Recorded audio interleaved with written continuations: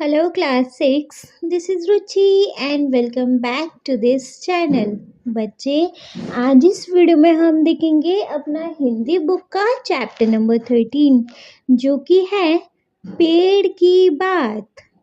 Chapter number 13 है बच्चे हमारा पेड़ की बात। ठीक है जी, ये हमारा चैप्टर है। इस वीडियो में हम देखेंगे बच्चे कि इस चैप्टर के अंदर है क्या। ठीक है, ये हमारी एक स्टोरी है जिसको लिखा है बच्चे, इस स्टोरी को लिखा है जिसके लेखक हैं जगदीश चंद्र बसु और जिसके अनुवादक हैं शंकर सेन। ठीक है, जिन्होंने इसको हिंदी में ट्रांसलेट किया है उनका नाम है शंकर सेन। और इस कहानी को जिसने लिखा है बच्चे वो हैं जगदीश चंद्र बसु। ठीक है, ये हमारा बच्चे इस बुक का लास्ट चैप्टर है। इसके बाद हमारा हिंदी का सिलेबस फुल ऑन कंप्लीट। इसके बाद एक वीडियो और आएगा जिसमें इस चैप्टर की एक्सरसाइज रहेगी, उसके साथ साथ हमारा हिंदी का सिलेबस हो जाएगा कंप्लीट। तो अगर आपको हिंदी के फर्स्ट टू लास्ट चैप्टर तक एक्सप्लेनेशन या एक्सरसाइज में कोई डाउट है तो आप उनके डिटेल्ड वीडियोस को चेकआउट कर लीजिएगा। और अगर कोई डाउट नहीं है तो आप इस वीडियो को लाइक करेंगे, चैनल को सब्सक्राइब तो ज़रूर ही करेंगे और आपके जिन फ्रेंड्स के लिए वीडियो हेल्पफुल है उनको इस वीडियो को उठा के शेयर करेंगे। स्टार्टिंग में ही बोल दिया है। ठीक है, चलिए तो अपने इस चैप्टर के एक्सप्लेनेशन को स्टार्ट कर लें। लेकिन चैप्टर के एक्सप्लेनेशन को स्टार्ट करेंगे हम लेखक के परिचय के साथ। पहले भाई लेखक के बारे में तो जान लें, है ना। तो देखो, जैसे कि मैंने अभी बताया इस चैप्टर के लेखक हैं जगदीश चंद्र बसु। ठीक है, और इस चैप्टर को जिसने हिंदी में अनुवाद किया है तो वो अनुवादक हैं हमारे शंकर सेन। ठीक है, क्लियर है। चलिए पढ़ेंगे, लेखक से परिचय देखेंगे। प्रसिद्ध वैज्ञानिक जगदीश चंद्र बसु का बचपन प्रकृति का अवलोकन करते हुए बीता। जो हमारे प्रसिद्ध वैज्ञानिक हैं ये साइंटिस्ट भी हैं, इनका जीवन प्रकृति का अवलोकन करते हुए बीता, मतलब ये नेचर को बहुत एक्सप्लोर करते थे, है ना। पेड़ पौधों जीव जंतुओं से प्रेम करते हुए उनकी शिक्षा आरंभ हुई। इनकी पढ़ाई कैसे स्टार्ट हुई? पेड़ पौधे जीव जंतुओं से प्रेम करना मतलब इनको पसंद था। वे जीव विज्ञान, भौतिकी, वनस्पति विज्ञान तथा विज्ञान कथा लेखन में रुचि रखने वाले एक बहुविध व्यक्ति थे। इनको बच्चे इंटरेस्ट था। किस किस के बारे में लिखा करते थे ये? जीव विज्ञान से रिलेटेड, भौतिकी से रिलेटेड, वनस्पति विज्ञान, विज्ञान से रिलेटेड ना इनको कथा लिखना बड़ा पसंद था। ठीक है, तो ये इस टाइप के व्यक्ति थे कि इनको इन सब में इंटरेस्ट था। इन्होंने सिद्ध किया कि पौधों का एक निश्चित जीवन चक्र व एक प्रजनन प्रणाली होती है। इन्होंने क्या प्रूफ करके दिखाया कि पौधे भी बच्चे एक निश्चित जीवन चक्र जीते हैं। जैसे हमारा एक जीवन चक्र होता है, पहले हम बच्चे, फिर थोड़े और बड़े हुए, फिर थोड़े और बड़े हुए, फिर मैच्योर हुए, आफ्टर देन भाई बूढ़े हो गए और मर गए। मतलब एक पूरा एक जीवन से लेके मरने तक का जो हमारा जीवन चक्र है इसी तरीके से पौधों का भी होता है ना। और वे अपने परिवेश के प्रति जागरूक होते हैं। इस प्रकार वह यह स्थापित करने वाले विश्व के पहले व्यक्ति थे कि पौधे किसी भी अन्य जीव रूप के समान होते हैं। यह बच्चे, ये जो हमारे जगदीश चंद्र बसु हैं ये पहले ऐसे व्यक्ति थे जिन्होंने ये प्रूफ किया कि पौधे भी अन्य जीव रूपों के जैसे ही होते हैं। ठीक है, विज्ञान जैसे विषय को भी चित्रात्मक साहित्य स्वरूप प्रदान करने वाले जगदीश चंद्र बसु ने सर्वप्रथम रेडियो तरंगों के द्वारा संचार स्थापित कर एक बड़ी वैज्ञानिक खोज की थी। इन्होंने बच्चे कई चीज की एक बड़ी खोज की थी। विज्ञान जैसे विषय को चित्रात्मक साहित्य स्वरूप प्रदान करने वाले जगदीश चंद्र बसु ने सर्वप्रथम रेडियो तरंगों के द्वारा संचार स्थापित पर एक बड़ी वैज्ञानिक खोज की। पेड़ की बात का बांग्ला से हिंदी में अनुवाद शंकर सेन ने किया है। देखो, पेड़ की बात, ये जो हमारा चैप्टर है ये हमारा सबसे पहले बांग्ला भाषा में था और इसका हिंदी में अनुवाद किया है शंकर सेन ने। ठीक है, क्लियर है कि हमारे जो जगदीश चंद्र बसु हैं इनको प्रकृति का मतलब ये नेचर का, जीव जंतु, पेड़ पौधे, इनसे बड़ा प्यार था। इन्हीं में इनकी रुचि थी, इनकी शिक्षा इनसे प्रेम करते हुए शुरू हुई, है ना। इनको जीव विज्ञान, भौतिकी, वनस्पति विज्ञान, इन सब में कथा लिखने का बड़ा इंटरेस्ट था।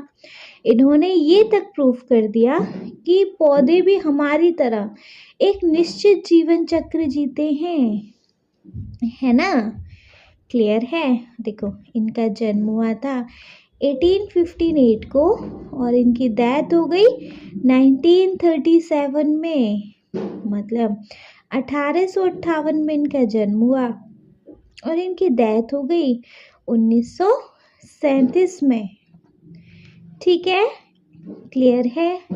बढ़िया से क्लियर है नहीं बच्चे? चलिए, अगर बढ़िया से क्लियर है तो लेखक से परिचय को वंस एक बार रीड करके जाएंगे। देखो, प्रसिद्ध वैज्ञानिक जगदीश चंद्र बसु का बचपन प्रकृति का अवलोकन करते हुए बीता। पेड़ पौधे, जीव जंतुओं से प्रेम करते हुए उनकी शिक्षा आरंभ हुई। वे जीव विज्ञान, भौतिकी, वनस्पति विज्ञान तथा विज्ञान कथा लेखन में रुचि रखने वाले एक बहुविध व्यक्ति थे। उन्होंने सिद्ध किया कि पौधों का एक निश्चित जीवन चक्र व एक प्रजनन प्रणाली होती है और वे अपने परिवेश के प्रति जागरूक होते हैं। इस प्रकार वे यह स्थापित करने वाले विश्व के पहले व्यक्ति थे कि पौधे किसी भी अन्य जीव रूप के समान होते हैं। विज्ञान जैसे विषय को भी चित्रात्मक साहित्यिक स्वरूप प्रदान करने वाले जगदीश चंद्र बसु ने सर्वप्रथम रेडियो तरंगों के द्वारा संचार स्थापित कर एक बड़ी वैज्ञानिक खोज की थी। पेड़ की बात का बांग्ला से हिंदी में अनुवाद शंकर सेन ने किया है। ठीक है, क्लियर है? बढ़िया से क्लियर है। चलिए दिन अपना चैप्टर स्टार्ट करेंगे। देखो, चैप्टर का जैसे कि बच्चे नेम है पेड़ की बात। इस चैप्टर में भैया पेड़ की बात होने वाली है ना। देखो, ये ब्लू बॉक्स देखेंगे। क्या आपने कभी कोई बीज बोया है? बीज बोना मतलब बीज को मिट्टी में उगाना। बीज से पेड़ बनने की कहानी बहुत रोचक है। रोचक मतलब बहुत इंटरेस्टिंग है।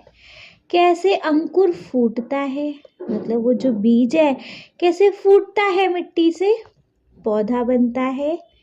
पौधा, छोटा सा प्लांट, धीरे धीरे बढ़ता है और बड़ा पेड़ बन जाता है। आइए जानते हैं पेड़ की बात। देखो, इस ब्लू बॉक्स में मतलब लेखक पूछ रहे हैं कि क्या आपने कभी कोई बीज बोया है, मतलब मिट्टी में उगाया है।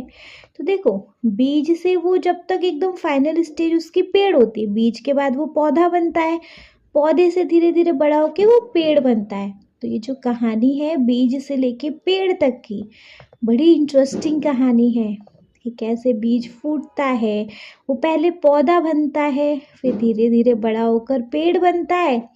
तो इस चैप्टर में हम वो देखने वाले हैं। ठीक है, क्लियर है? चलिए वंस रीड करेंगे। क्या आपने कभी कोई बीज बोया है? बीज से पेड़ बनने की कहानी बहुत रोचक है। कैसे अंकुर फूटता है, पौधा बनता है, धीरे धीरे बढ़ता है और बड़ा पेड़ बन जाता है। आइए जानते हैं पेड़ की बात।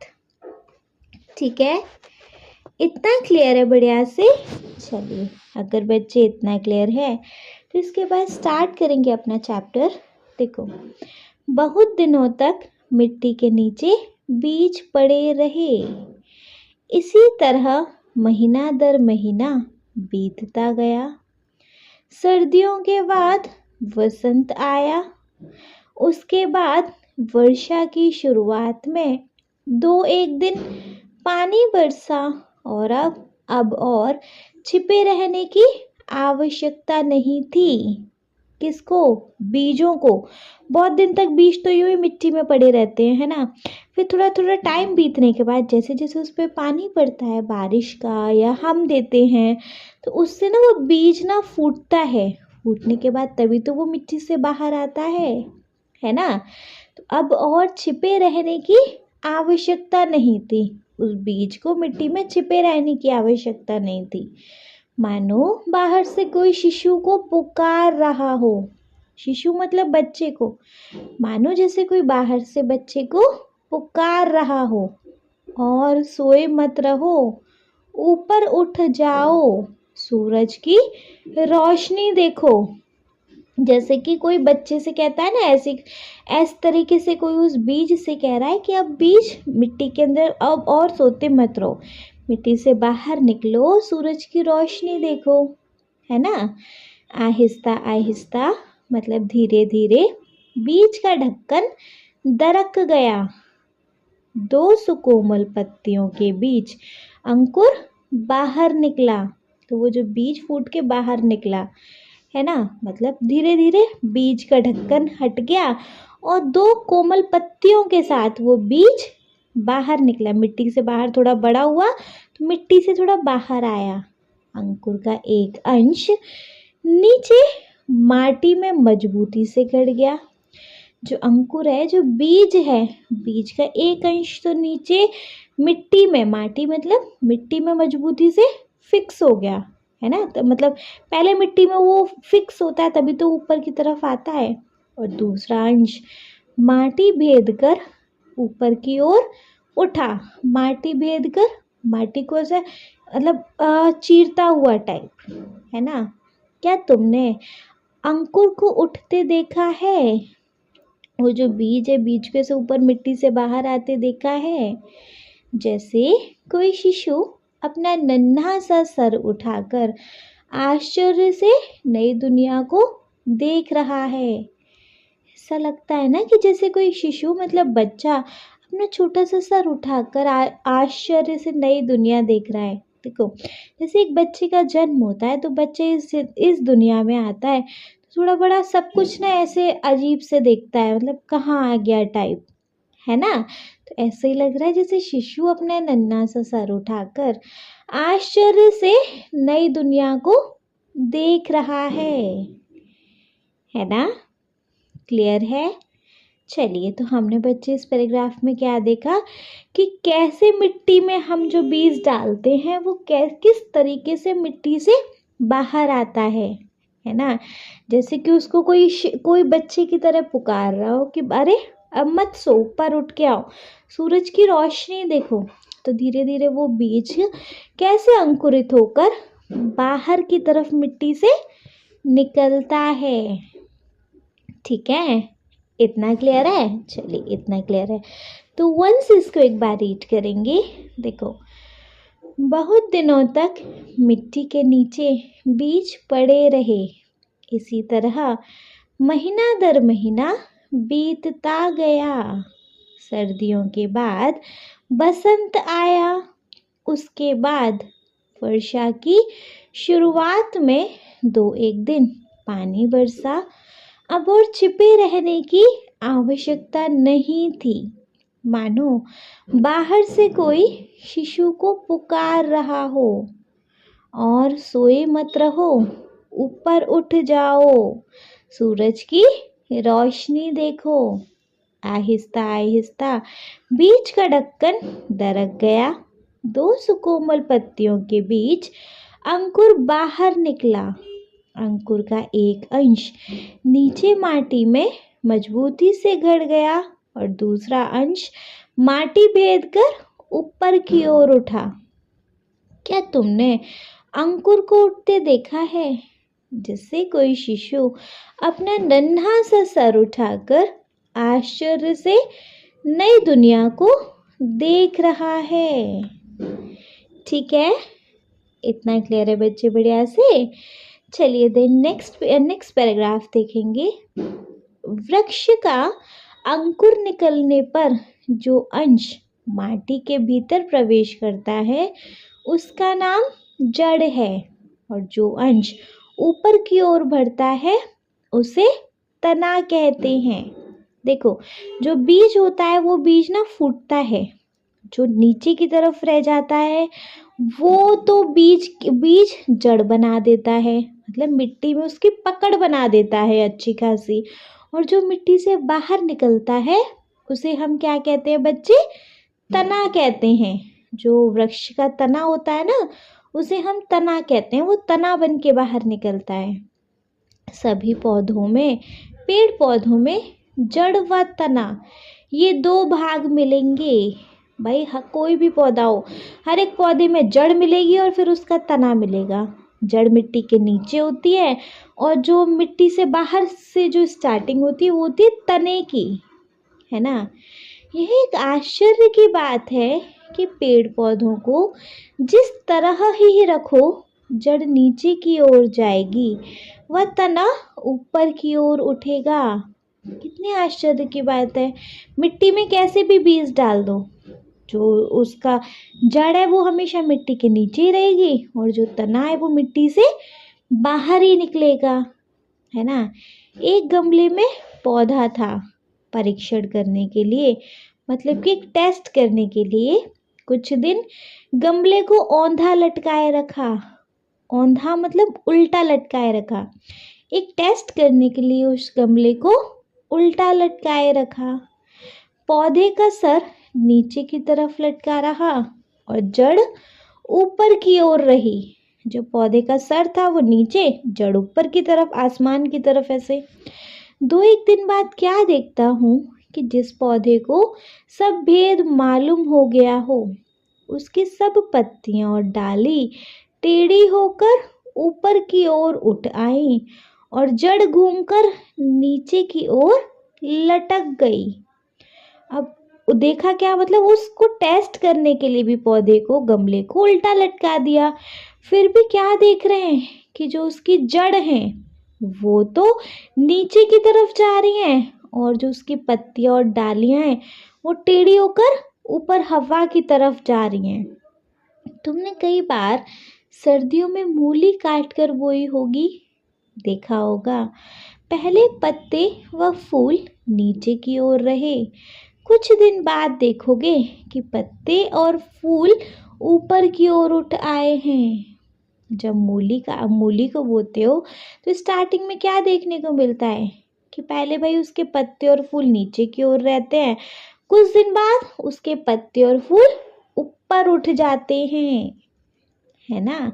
तो देखो, हमने इस पैराग्राफ में क्या देखा कि जो बीज होता है वो जब अंकुरित होता है तो उसका एक पार्ट तो नीचे की तरफ रहता है जिसे हम कहते हैं जड़, और जो पार्ट ऊपर की तरफ निकलता है उसे हम कहते हैं तना। सब पेड़ पौधों में ये दो चीज़ तो कॉमन है, मिलेंगी, है ना। जैसे एक टेस्ट किया, और आश्चर्य की बात यह है कि ना जड़ हमेशा नीचे की ओर ही जाती है और तना हमेशा ऊपर की ओर ही उठता है, आसमान की ओर ही उठता है। एक टेस्ट किया कि गमले को उल्टा लटका दिया, जहाँ पे जड़ ऊपर कर दी और जो तना था वो नीचे कर दिया। कुछ दिन बाद देखा भाई, तो पता है हुआ क्या, जड़ ऑटोमेटिकली नीचे की तरफ आने लगी और जो उसकी पत्तियां, डालियां जो थी, टहनियाँ, पत्तियां, वो क्या ऊपर की तरफ उठ आई, है ना। जैसे तुम सर्दियों में मूली काट कर बो मिट्टी के अंदर, होगा क्या, पहले पत्ते व फूल नीचे की ओर रहेंगे, कुछ दिन बाद देखोगे तो पत्ते और फूल ऊपर की तरफ उठाएंगे, है ना? यही तो।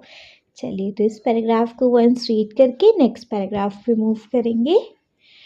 वृक्ष का अंकुर निकलने पर जो अंश माटी के भीतर प्रवेश करता है उसका नाम जड़ है, और जो अंश ऊपर की ओर बढ़ता है उसे तना कहते हैं। सभी पेड़ पौधों में जड़ व तना ये दो भाग मिलेंगे। यह एक आश्चर्य की बात है कि पेड़ पौधों को जिस तरह ही रखो, जड़ नीचे की ओर जाएगी व तना ऊपर की ओर उठेगा। एक गमले में पौधा था। परीक्षण करने के लिए कुछ दिन गमले को औंधा लटकाए रखा। पौधे का सर नीचे की तरफ लटका रहा और जड़ ऊपर की ओर रही। एक दिन बाद क्या देखता हूँ मतलब लेखक कह रहा है कि जैसे पौधे को सब भेद मालूम हो गया हो।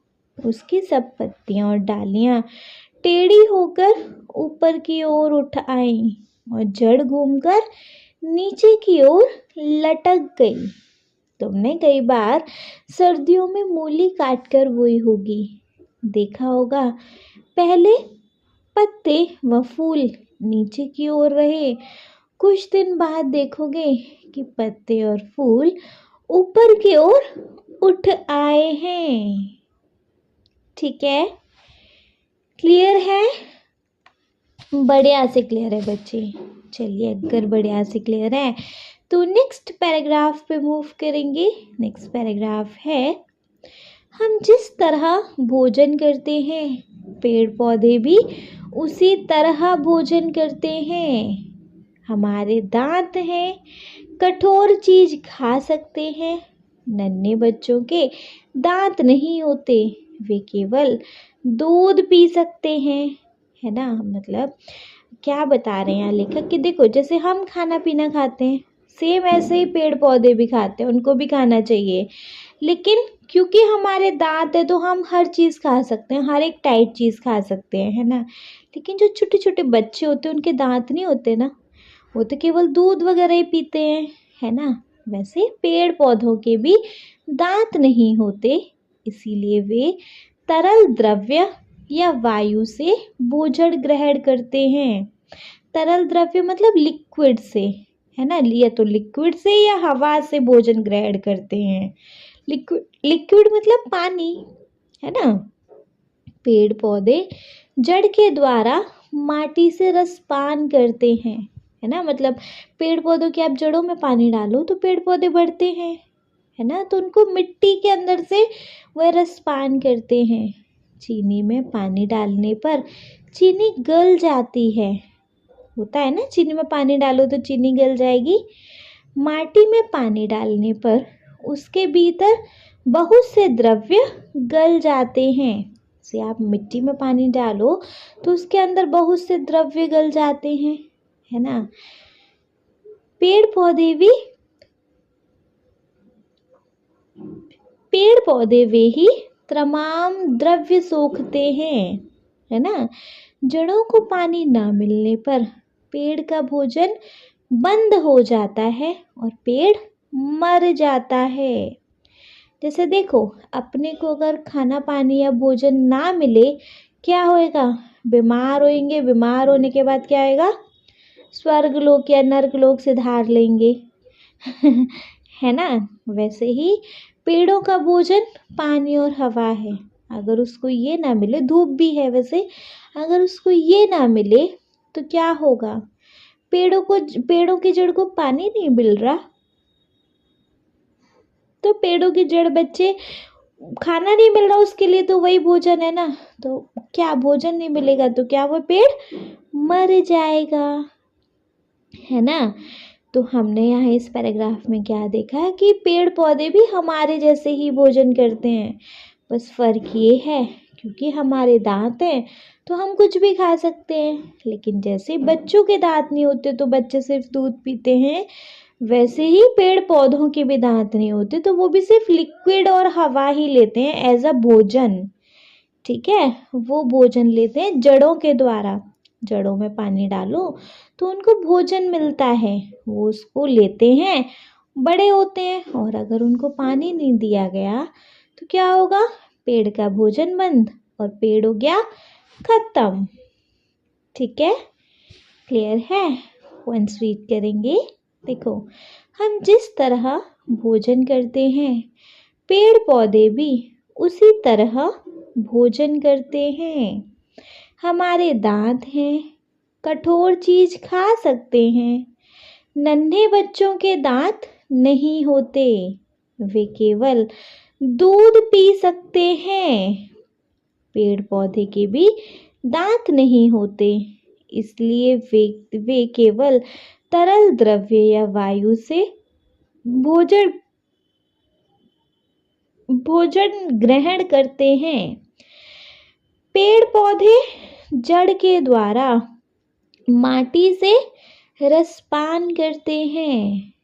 चीनी में पानी डालने पर चीनी गल जाती है।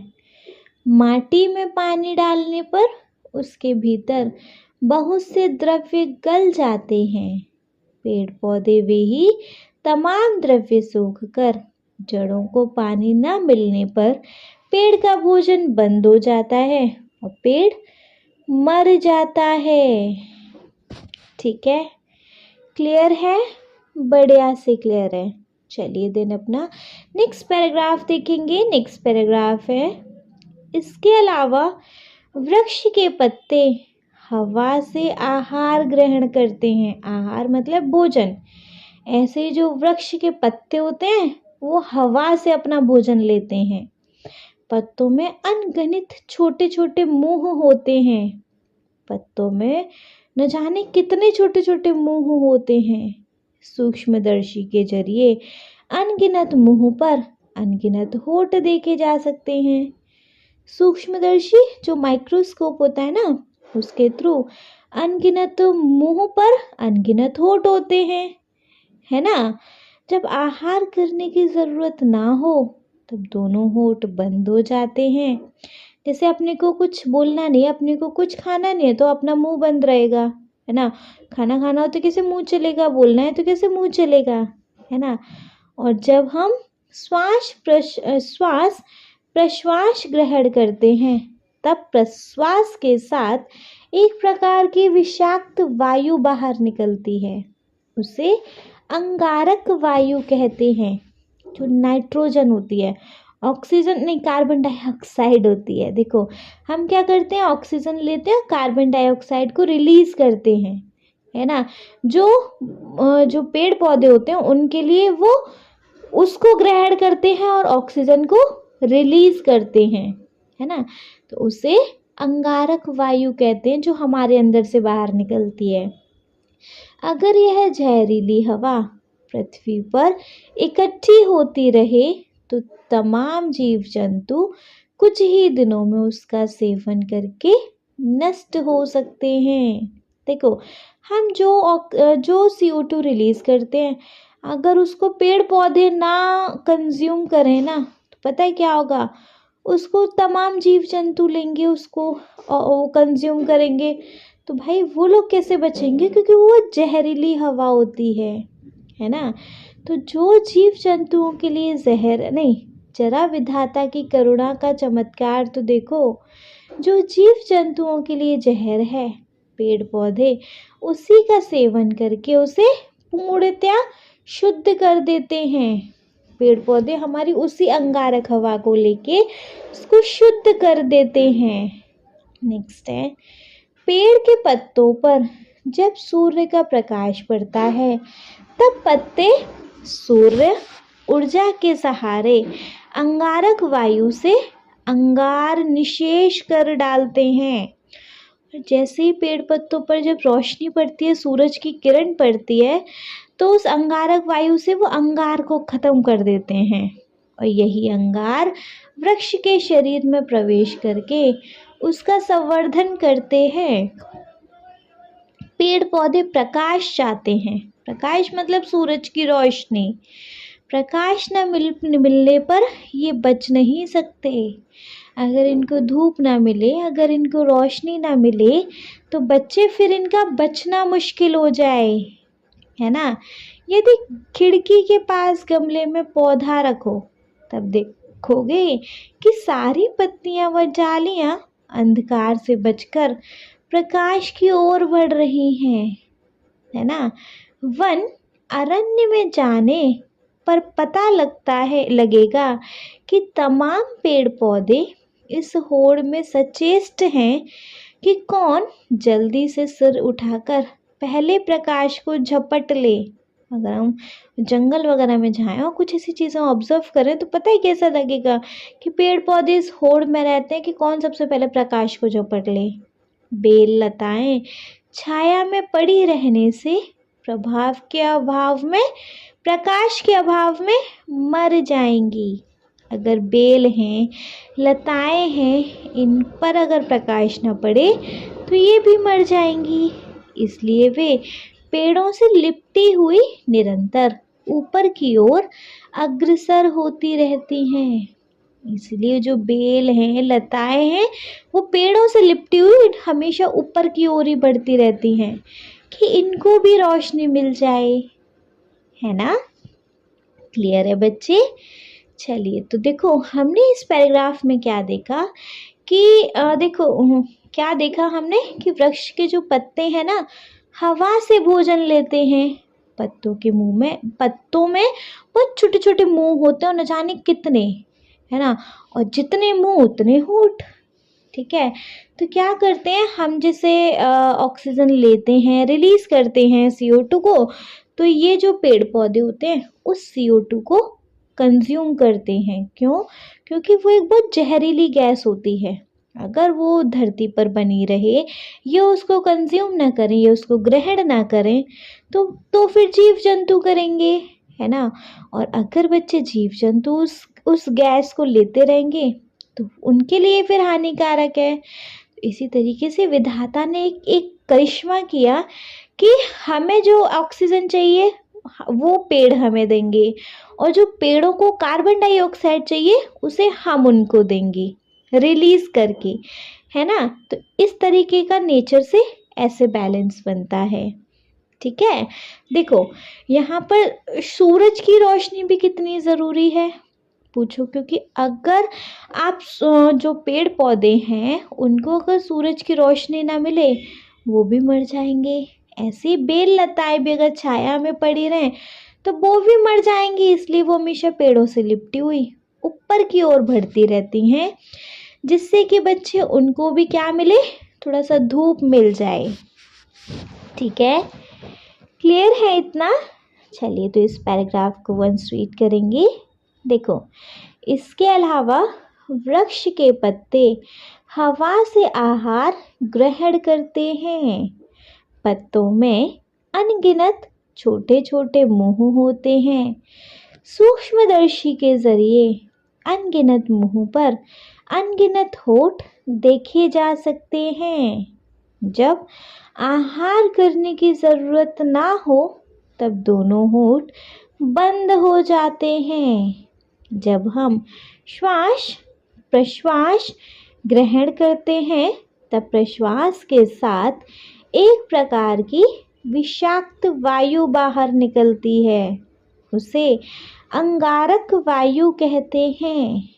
अगर यह जहरीली हवा पृथ्वी पर इकट्ठी होती रहे तो तमाम जीव जंतु कुछ ही दिनों में उसका सेवन करके नष्ट हो सकते हैं। जरा विधाता की करुणा का चमत्कार तो देखो। जो जीव जंतुओं के लिए जहर है, पेड़ पौधे उसी का सेवन करके उसे पूर्णतया शुद्ध कर देते हैं।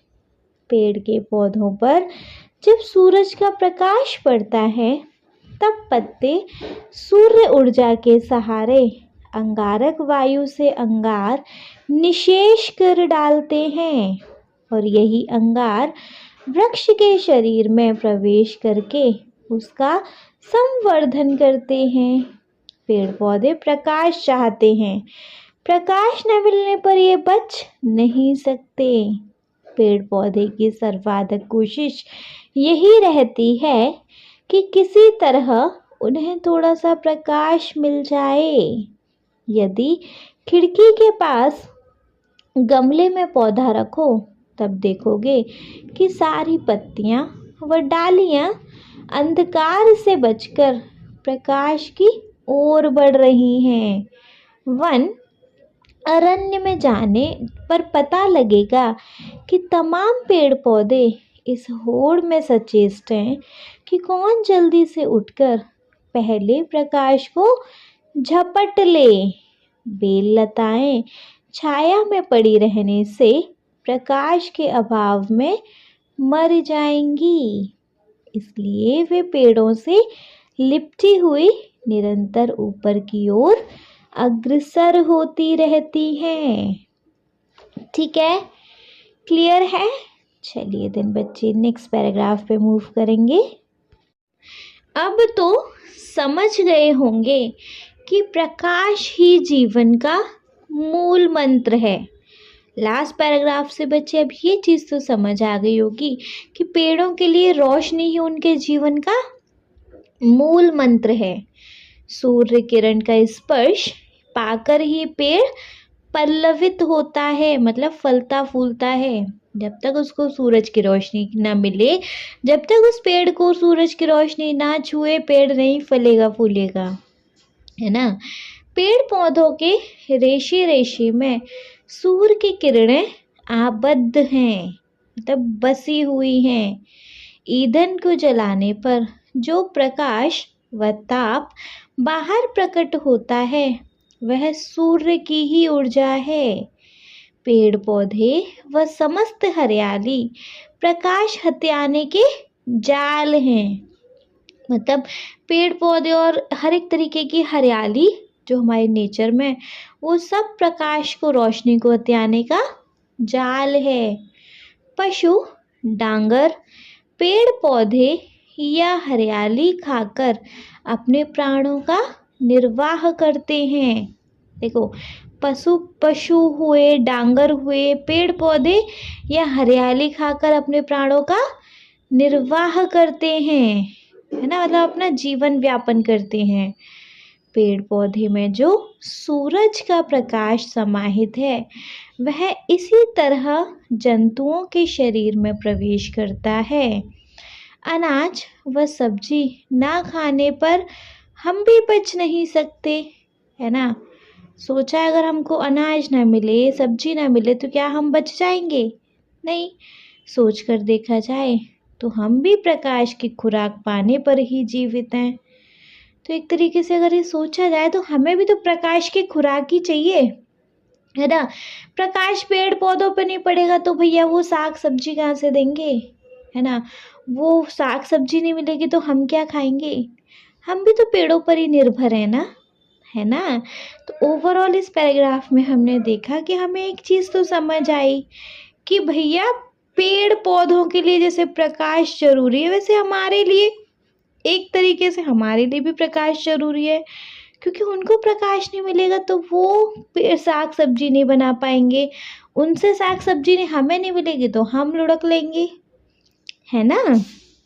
तो जी इस पैराग्राफ को रीड करेंगे वंस। अब तो समझ गए होंगे कि प्रकाश ही जीवन का मूल मंत्र है। सूरज किरण का स्पर्श पाकर ही पेड़ पल्लवित होता है। पेड़ पौधों के रेशे रेशे में सूरज की किरणें आबद्ध हैं। ईंधन को जलाने पर जो प्रकाश व ताप बाहर प्रकट होता है वह सूर्य की ही ऊर्जा है। पेड़ पौधे व समस्त हरियाली प्रकाश हथियाने के जाल हैं। पशु डांगर पेड़ पौधे या हरियाली खाकर अपने प्राणों का निर्वाह करते हैं।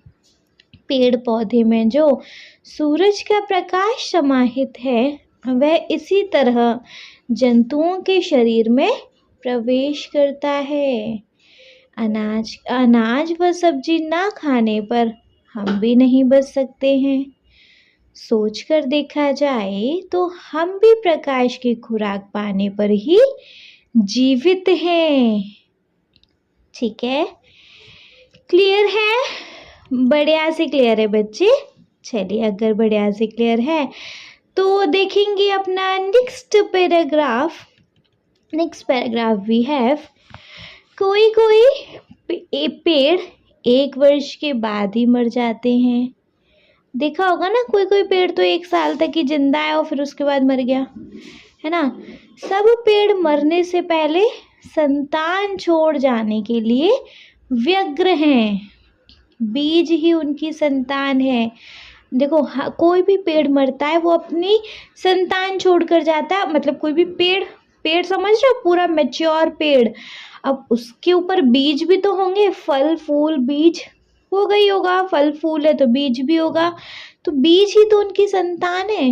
वो बीज मिट्टी में जाएगा तो वे एक और पेड़ पौधा बनाएगा, है ना। बीज की सुरक्षा व सार संभाल के लिए पेड़ फूल की पंखुड़ियों से घिरा एक छोटा सा घर तैयार करता है। बीज की सुरक्षा हो उसके लिए पेड़ कैसा घर तैयार करता है कि जो बीज है वो फूलों की पंखुड़ियों से घिरा रहता है। फूलों की पंखुड़ियों के बीच में होता है बीज, है ना। फूलों से आच्छादित होने पर पेड़ कितना सुंदर दिखलाई पड़ता है। जैसे जैसे फूल के बहाने वह स्वयं हंस रहा हो। कितना सुंदर दिखता है जब एक पेड़ पर बहुत सारे फूल होते हैं तो, है ना। तो ऐसे ही लगता है कि वो हर एक फूल के बहाने खुद हंस रहा हो, है ना। फूल की तरह सुंदर चीज और क्या है? फूल की तरह सुंदर चीज और क्या है? जरा सोचो तो। पेड़ पौधे तो मटमैली माटी से आहार व विषाक्त वायु से अंगारक ग्रहण करते हैं। जरा सोच के देखो, जो पेड़ पौधे होते हैं वो तो मतलब ऐसे धूल मिट्टी वाली जो मिट्टी होती है उसी से अपना आहार लेते हैं और कार्बन डाइऑक्साइड कंज्यूम करते हैं। फिर इस अपरूप उपादान से किस तरह ऐसे फूल खिलते हैं। मतलब जो धूप लेता है ऐसी गंदी सी मिट्टी से, मतलब इस कार्बन डाइऑक्साइड ले रहा है, लेकिन वो फिर भी रिजल्ट में क्या दे रहा है? खा क्या रहा है और दे क्या रहा है? एक सुंदर फूल, है ना। एक सुंदर फूल ही तो देता है पेड़। तुमने कथा तो सुनी होगी स्पर्श मणि की, अर्थात पारस पत्थर की कथा सुनी है, जिसके स्पर्श से लोहा सोना हो जाता है। मतलब वो पारस पत्थर से लोहा भी सोना बन जाता है। मेरे विचार से माँ की ममता ही वही मणि है भैया। मेरे अकॉर्डिंग तो एक जो माँ की ममता है ना, वो वही मणि है। संतान पर स्नेह न्योछावर होते ही फूल खिलखिला उठते हैं। जैसे ही एक बच्चे पर प्यार न्योछावर होता है, वही फूल खिलखिला उठते हैं। ममता का स्पर्श पाते ही मानो मिट्टी व अंगार के फूल बन जाते हैं, है ना। जैसे ममता का स्पर्श हुआ तो मानो मिट्टी और अंगार के फूल बन जाते हैं, है ना। तो देखो, हमने बच्चे इस पैराग्राफ में क्या देखा कि एक पेड़ हो सकता है कभी 1 साल बाद मर जाए, 2 साल, 4 साल, 10 साल बाद, लेकिन वो जब भी मरता है ना, वो अपनी संतान छोड़कर जाता है एक बीज के रूप में। और उस संतान को संभाले कौन रखता है? एक फूल। मतलब एक फूल घर होता है और फूल की पंखुड़ियों में उसकी संतान छुपी होती है, उसका बीज छुपा होता है ना।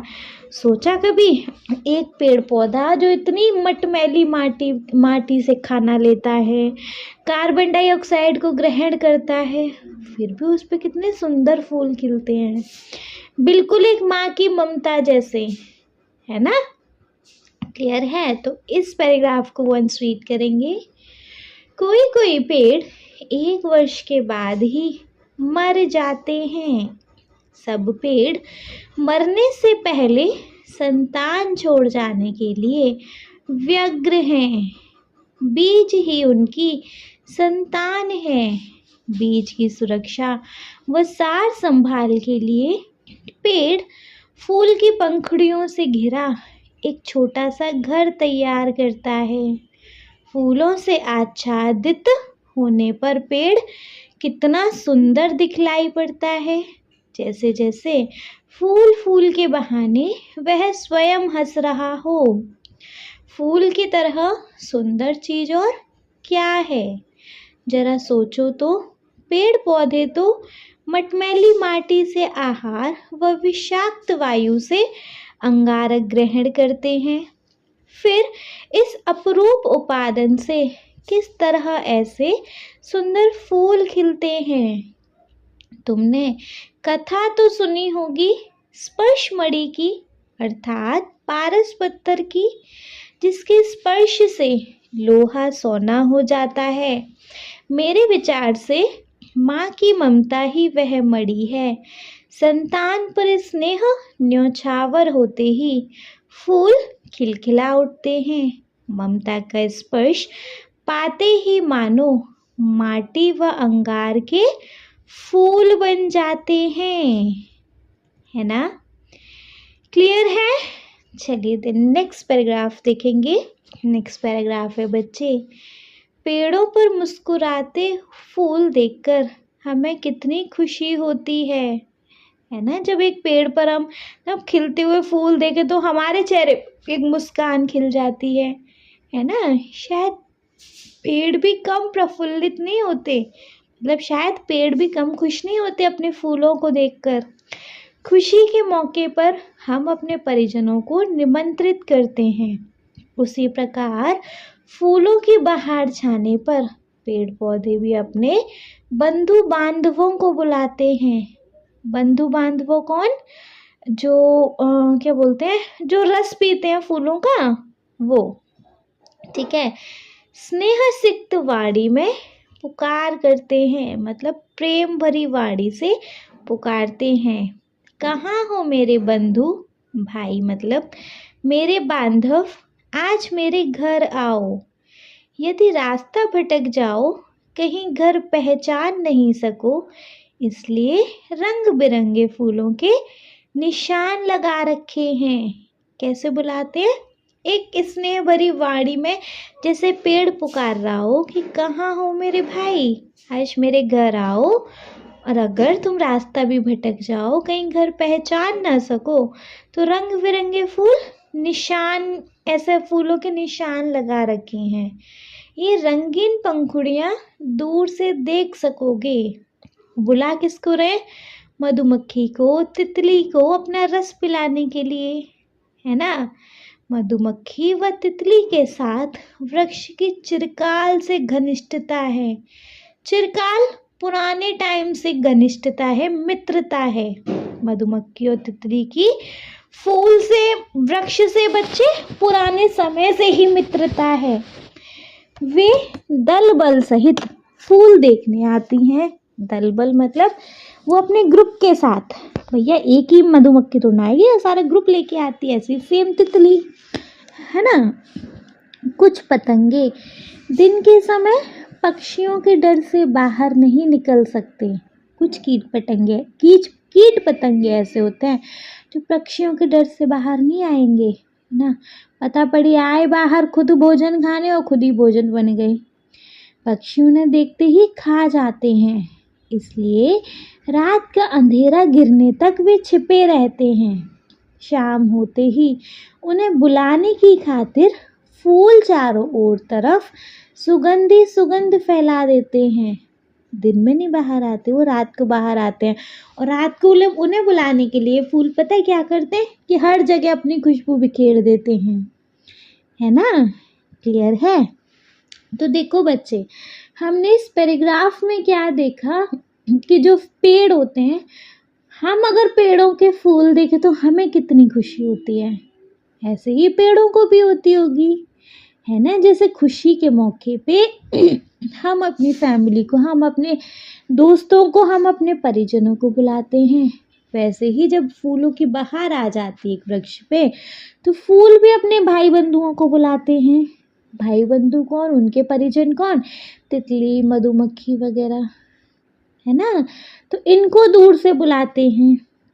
जो पतंगे होते हैं वो दिन के समय पक्षियों के डर की वजह से तो बाहर नहीं निकलते, लेकिन रात होते ही जो वृक्ष होते हैं वो फूलों की खुशबू को हर जगह बिखेर देते हैं कि वो उनकी खुशबू सूंघे और बाहर आके मतलब उनके पास आए, वृक्ष के पास। ठीक है, क्लियर है? चलिए बच्चे, अगर क्लियर है तो इस पैराग्राफ को वंस रीड करेंगे। देखो, पेड़ों पर मुस्कुराते हुए फूल देखकर हमें कितनी खुशी होती है। शायद पेड़ भी कम प्रफुल्लित नहीं होते। खुशी के मौके पर हम अपने परिजनों को निमंत्रित करते हैं। उसी प्रकार फूलों की बहार छाने पर पेड़ पौधे भी अपने बंधु बांधवों को बुलाते हैं। स्नेह सिक्त वाड़ी में पुकार सकते हैं, कहाँ हो मेरे बंधु, मेरे बांधव, आज मेरे घर आओ। यदि रास्ता भटक जाओ, कहीं घर पहचान नहीं सको, इसलिए रंग बिरंगे फूलों के निशान लगा रखे हैं। ये रंगीन पंखुड़ियाँ दूर से देख सकोगे। मधुमक्खी व तितली के साथ वृक्ष की चिरकाल से घनिष्ठता है। वे दल बल सहित फूल देखने आती हैं। कुछ पतंगे दिन के समय पक्षियों के डर से बाहर नहीं निकल सकते। पक्षी उन्हें देखते ही खा जाते हैं, इसलिए रात का अंधेरा घिरने तक वे छिपे रहते हैं। शाम होते ही उन्हें बुलाने की खातिर फूल चारों तरफ सुगंध फैला देते हैं। ठीक है, क्लियर है?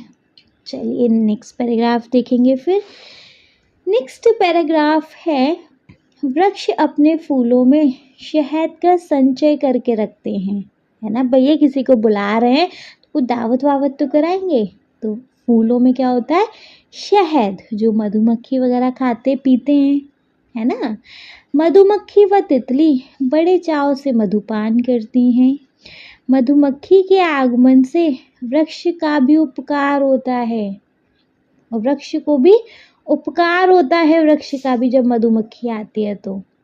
तुम लोगों ने फूल में परागकण देखे होंगे, जो छोटे छोटे कण होते हैं। मधुमक्खियाँ एक फूल के परागकण दूसरे फूल पर ले जाती हैं। परागकण के बिना बीज नहीं पक सकता, है ना। एक फूल से दूसरे फूल पर ले जाती हैं, उसके बाद ही बीज पकता है। ठीक है, तो यहाँ हमने इस पैराग्राफ में क्या देखा कि जब फूलों पर मधुमक्खियाँ तितलियाँ आती हैं तो वो उसको शहद देते हैं वृक्ष अपना, और वो मधुमक्खी तितली बड़े चाव से उस शहद को पीती हैं, है ना। मधुमक्खी के आने से ही वृक्ष का उपकार होता है, क्योंकि जो फूलों के ऊपर ना वो परागकण लगे होते हैं, जब तक वो एक फूल से दूसरे फूल पे नहीं लेके जाएंगी बीज नहीं पकेगा। तो बीज बनने के लिए, बीज पकने के लिए परागकण का एक फूल से दूसरे फूल पे जाना जरूरी है। खुद तो जाने से रहे, तो इस करके भाई मधुमक्खी या तितलियों के थ्रू जाया जाता है। ठीक है, तो इस पैराग्राफ में हमने देखा वृक्ष अपने फूलों में शहद का संचय करके रखते हैं। मधुमक्खी व तितली बड़े चाव से मधुपान करती हैं। मधुमक्खी के आगमन से वृक्ष का भी उपकार होता है। तुम लोगों ने फूल में परागकण देखे होंगे। मधुमक्खियाँ एक फूल के परागकण दूसरे फूल पर ले जाती हैं। परागकण के बिना बीज नहीं पक सकता। ठीक है, इतना क्लियर है? बढ़िया से क्लियर है। चलिए, अगर बढ़िया से क्लियर है तो नेक्स्ट पैराग्राफ को देखेंगे बच्चे हम। नेक्स्ट पैराग्राफ में देखेंगे बच्चे हम, इस प्रकार फूल के बीज फलता है। मतलब इसी प्रकार जो फूलों का बीज है वो फलता है। अपने शरीर का रस पिलाकर वृक्ष बीजों का पोषण करता है।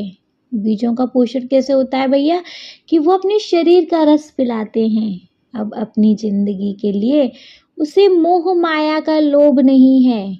किसको बच्चे?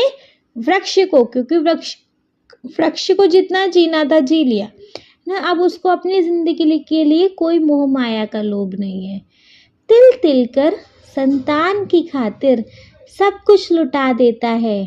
थोड़ा थोड़ा करके संतान के लिए वह सब कुछ लुटा देता है अपना। जो शरीर कुछ दिन पहले हरा भरा था, अब वह बिल्कुल सूख गया है।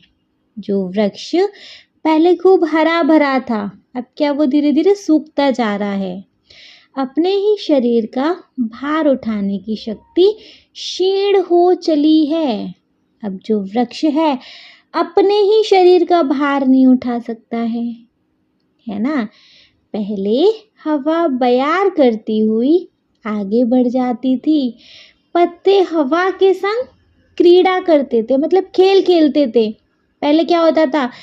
पहले हवा बयार करती हुई आगे निकल जाती थी और जो वृक्ष के पत्ते थे हवा के संग खेला करते थे, वो भी उड़ा करते थे। अब नहीं बचा लेकिन वृक्ष के शरीर में कुछ भी, क्योंकि वो धीरे धीरे करके अपने शरीर का एक एक उसके अंदर जो भी कुछ अच्छी चीज़ है वो सब अपने संतान के लिए, अपने बीज के लिए देता जा रहा है ना। तो इस प्रकार फूल में बीज फलता है। अपने शरीर का रस पिलाकर वृक्ष बीजों का पोषण करता है। अब अपनी जिंदगी के लिए उसे मोह माया का लोभ नहीं है। तिल तिल कर संतान की खातिर सब कुछ लुटा देता है। जो कुछ दिन पहले हरा भरा था, अब वह बिल्कुल सूख गया है। अपने ही शरीर का भार उठाने की शक्ति क्षीण हो चली है। पहले हवा बयार करती हुई आगे बढ़ जाती थी। पत्ते हवा के साथ क्रीड़ा करते थे, मतलब खेल खेलते थे। नेक्स्ट है, छोटी छोटी डालियां ताल ताल पर नाच उठती थी। छोटी छोटी जो उसकी डालियां थी वो भी हर एक हवा के साथ वो भी नाच उठती थी। अब सूखा पेड़ हवा का आहत सहन नहीं कर सकता, क्योंकि वो पेड़ धीरे धीरे सूखता जा रहा है, तब उससे हवा का झोंका भी सहन नहीं हो रहा। हवा का बस एक थपेड़ा लगते ही वह थर थर कांपने लगता है। अब उस पर थोड़ी सी भी हवा पड़ती है तो दिखते हो नहीं कि थोड़ी सी हवा के साथ ही अब पेड़ टूट जाते हैं। वो सूख चुका है, क्योंकि अब पेड़ एक एक करके सभी डालियां टूट पड़ती हैं। एक एक करके क्या होता है बच्चे? पेड़ की सारी डालियां टूटती सी जाती हैं। अंत में एक दिन अकस्मात पेड़ जड़ रहित भूमि पर गिर पड़ता है।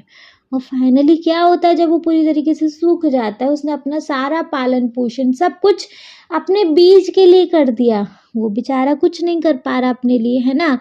क्या होता है? एक दिन कैसा आता है कि अचानक से पेड़ जड़ के साथ ही भूमि पर गिर जाता है। इस तरह संतान के लिए अपना जीवन न्योछावर करके वृक्ष समाप्त हो जाता है।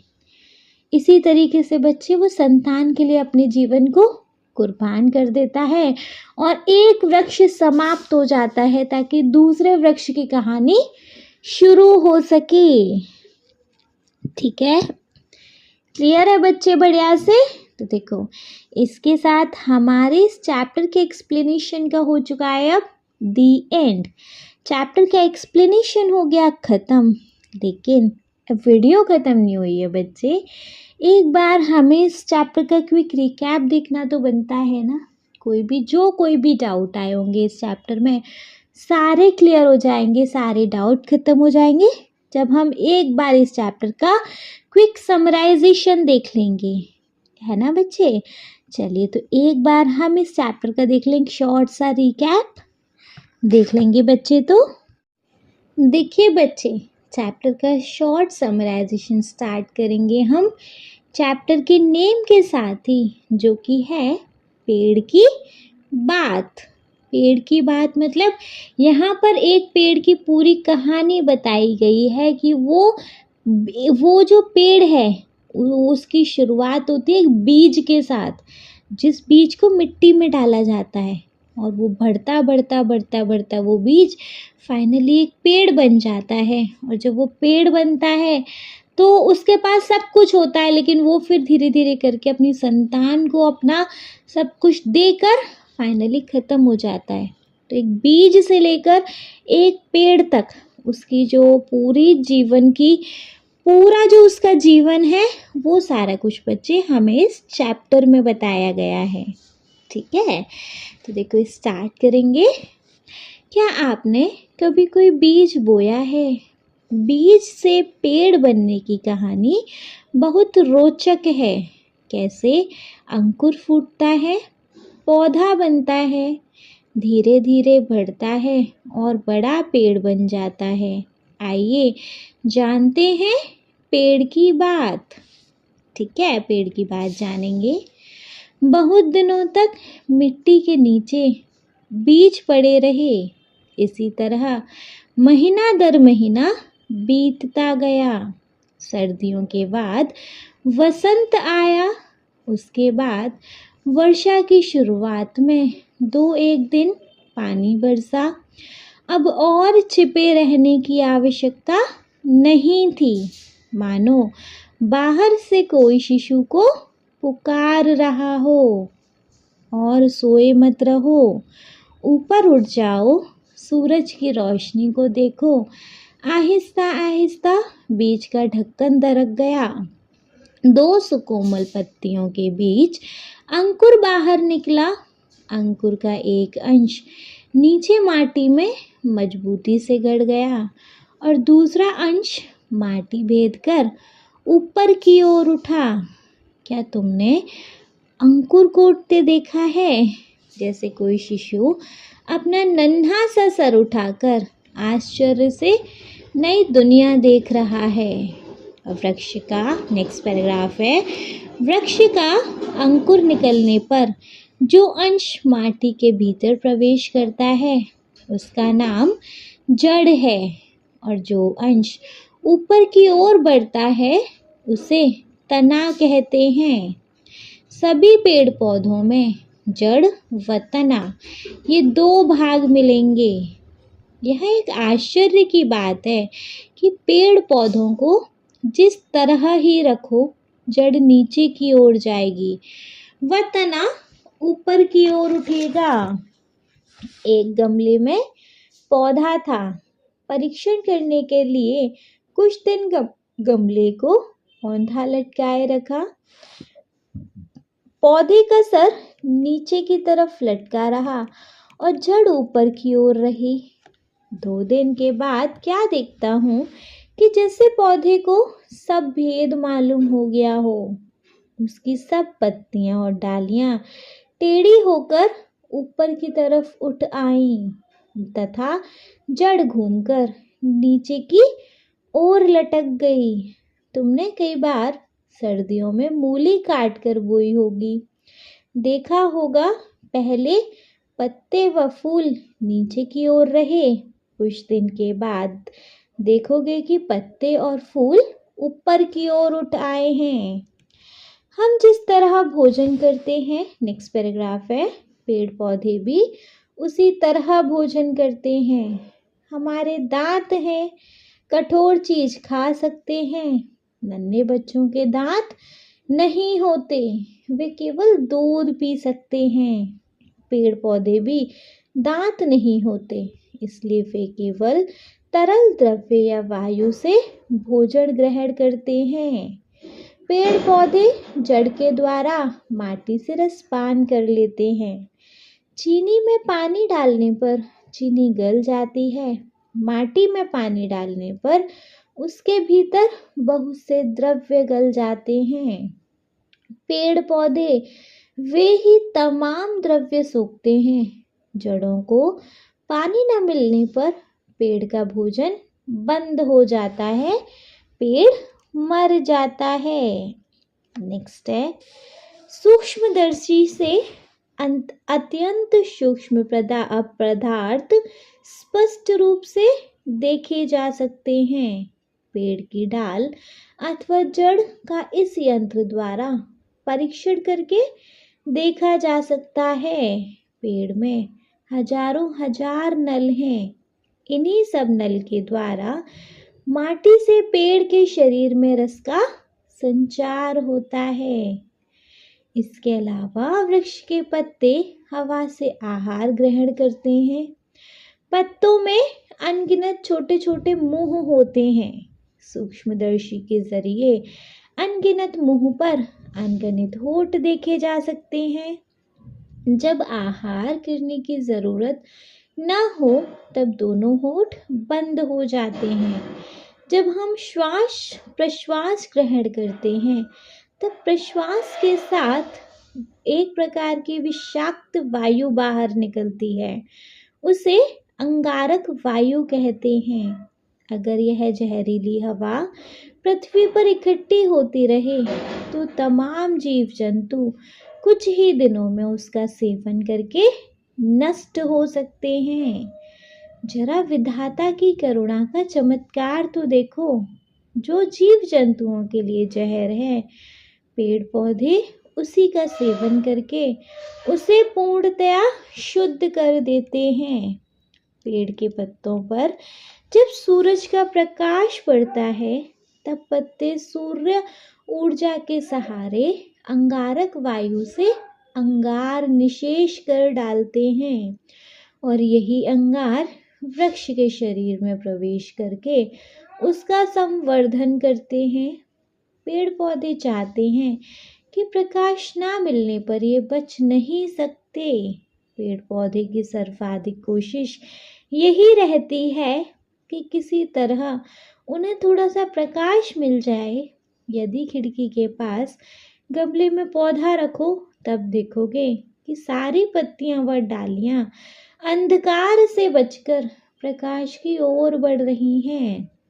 वन अरण्य में जाने पर पता चलेगा कि तमाम पेड़ पौधे इस होड़ में सचेष्ट हैं कि कौन जल्दी से सर उठाकर पहले प्रकाश को झपट ले।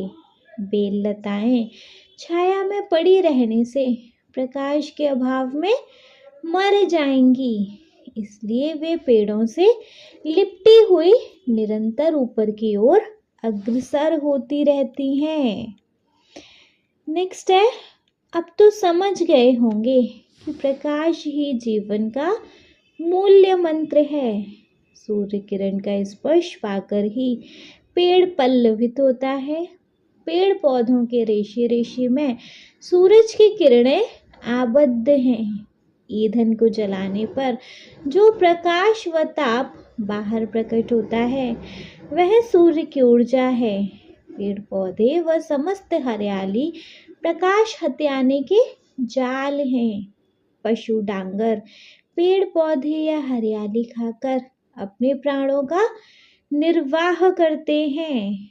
पेड़ पौधे में जो सूर्य का प्रकाश समाहित है वह इसी तरह जंतुओं के शरीर में प्रवेश करता है। अनाज व सब्जी न खाने पर हम भी बच नहीं सकते। सोचकर देखा जाए तो हम भी प्रकाश की खुराक पाने पर ही जीवित हैं। नेक्स्ट पैराग्राफ है, कोई कोई पेड़ 1 वर्ष के बाद ही मर जाते हैं। यह सब पेड़ मरने से पहले संतान छोड़ जाने के लिए व्यग्र हैं। बीज ही उनकी संतान है। बीज की सुरक्षा व सार संभाल के लिए पेड़ फूल की पंखुड़ियों से घिरा एक छोटा सा घर तैयार करता है। फूलों से आच्छादित होने पर पेड़ कितना सुंदर दिखलाई पड़ता है, जैसे फूल फूल के बहाने वह स्वयं हंस रहा हो। फूल की तरह सुंदर चीज और क्या है? जरा सोचो तो। पेड़ पौधे तो मटमैली माटी से आहार व विषाक्त वायु से अंगारक ग्रहण करते हैं। फिर इस अपरूप उपादान से किस तरह ऐसे सुंदर फूल खिलते हैं? तुमने कथा तो सुनी होगी स्पर्शमणि की, अर्थात पारस पत्थर की, जिसके स्पर्श से लोहा सोना हो जाता है। मेरे विचार से माँ की ममता वह मणि है, संतान पर स्नेह न्योछावर होते ही फूल खिलखिला उठते हैं। ममता का स्पर्श पाते ही मानो मिट्टी व अंगार के फूल बन जाते हैं। नेक्स्ट है, पेड़ों पर मुस्कुराते फूल देखकर हमें कितनी खुशी मिलती है। शायद पेड़ भी कम प्रफुल्लित नहीं होते। खुशी के मौके पर हम अपने परिजनों को निमंत्रित करते हैं। उसी प्रकार फूलों की बहार छाने पर पेड़ पौधे भी अपने बंधु बांधवों को बुलाते हैं। स्नेह सिक्त वाड़ी में पुकार सकते हैं, कहाँ हो मेरे बंधु मेरे बांधव, आज मेरे घर आओ। यदि रास्ता भटक जाओ, कहीं घर पहचान नहीं सको, इसलिए रंग बिरंगे फूलों के निशान लगा रखे हैं। ये रंगीन पंखुड़ियाँ दूर से देख सकोगे। मधुमक्खी व तितली के साथ वृक्ष की चिरकाल से घनिष्ठता है। वे दलबल सहित फूल देखने आती हैं। कुछ पतंगे दिन के समय पक्षियों के डर से बाहर नहीं निकल सकते। पक्षी उन्हें देखते ही खा जाते हैं, इसलिए रात का अंधेरा गिरने तक वे छिपे रहते हैं। शाम होते ही उन्हें बुलाने की खातिर फूल चारों तरफ सुगंध ही सुगंध फैला देते हैं। वृक्ष अपने फूलों में शहद का संचय करके रखते हैं। मधुमक्खी व तितली बड़े चाव से मधुपान करती हैं। मधुमक्खी के आगमन से वृक्ष का भी उपकार होता है। कहाँ गया? हाँ जी, तुम लोगों ने फूल में परागकण देखे होंगे। मधुमक्खियाँ एक फूल के परागकण दूसरे फूल पर ले जाती हैं। परागकण के बिना बीज नहीं पक सकता। इस प्रकार फूल का बीज फलता है। अपने शरीर का रस पिलाकर वृक्ष बीजों का पोषण करता है। अब अपनी जिंदगी के लिए उसे मोह माया का लोभ नहीं है। तिल तिल कर संतान की खातिर सब कुछ लुटा देता है। जो शरीर कुछ दिन पहले हरा भरा था, अब वह बिल्कुल सूख गया है। अपने ही शरीर का भार उठाने की शक्ति क्षीण हो चली है। पहले हवा बयार करती हुई आगे बढ़ जाती थी। पत्ते हवा के संग क्रीड़ा करते थे। छोटी छोटी डालियां ताल पर ताल नाच उठती थी। अब सूखा पेड़ हवा का आघात सहन नहीं कर सकता। हवा का बस एक थपेड़ा लगते ही वह थर थर कांपने लगता है। एक एक करके सभी डालियां टूट पड़ती हैं। अतः अंत में एक दिन अकस्मात पेड़ जड़ समेत भूमि पर गिर पड़ता है। इस तरह संतान के लिए अपना जीवन न्यौछावर करके वृक्ष समाप्त हो जाता है। ठीक है, क्लियर है बच्चे बढ़िया से। इसके साथ देखो हमारे इस चैप्टर के एक्सप्लेनेशन का हो गया दी एंड। ठीक है, नेक्स्ट वीडियो में बच्चे हम देखेंगे इस चैप्टर की एक्सरसाइज और उसके बाद हमारा ये बुक हो जाएगा कंप्लीट।